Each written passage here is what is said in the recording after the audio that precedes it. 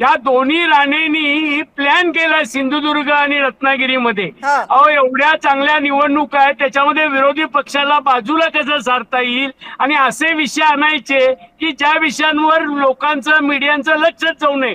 मला दोन प्रश्न विचारायचे आहेत म्हणजे या माध्यमातून मला तुम्ही सांगा, एखाद्याच्या प्रायव्हेट घरामध्ये गेल्यानंतर तिजोरीत नसलेले बेडरूम मध्ये अशी ओपन पिशवी असू शकते का? एक.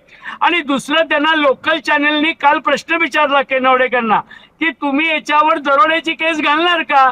तर त्यावेळी त्यांनी असं सांगितलं नितेश राणे येणार आहेत आणि नितेश राणे येणार आहेत, त्यांच्यावर चर्चा करून ऍक्शन घेईल. आणि आज त्याच लोकल चॅनलवर सांगितलं की निवडणूक आयोग चौकशी करताय, मी दरोडेखोरची केस करणार नाही.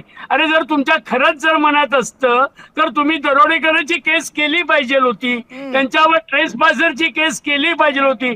अहो हा पूर्ण दोन्ही राणेंचा शुद्ध फसवणूक आहे, ही महाराष्ट्राच्या जनतेला कळलेला आहे.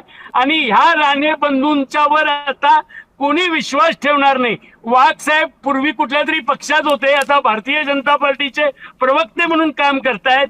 मला जरा त्यांना विनंती करायची आहे की असल्या माकड सावंत साहेबांना करायची आहे, असले माकड चाळे करणाऱ्या लोकांना पाठीशी न घालता चांगल्या पक्षाच्या कार्यकर्त्यांना पाठीशी घालावं, एवढीच माझी विनंती आहे या निमित्तानं.